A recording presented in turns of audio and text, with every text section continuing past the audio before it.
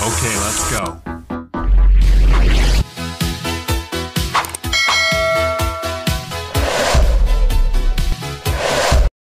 Hi guys, this is Oliver TV and welcome to my vlog. For this video guys, ay aking sasagutin ang katanungan ni Jimin Ramas Jr. 9322. So, Jimin Ramas Jr. 9322, shout out sa iyo idol. So, ang tanong niya, ask ko lang po, pwede ba maka-withdraw ang Metrobank ATM sa video machine?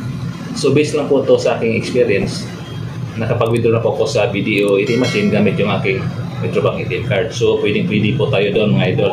May charge lang po na 2 pesos kapag tayo ay nagbabalancing query. At mayroon pong 18 pesos na charge kapag tayo ay nagwi-withdraw. Per transaction po yun mga idol.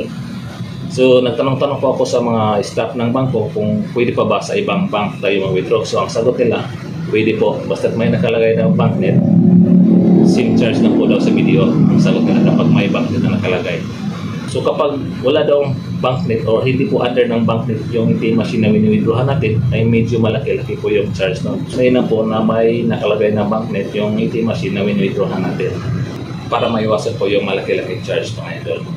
So sana nasagot ko yung katanungan mo, Jimin Ramas Jr. See you on my next video and God bless.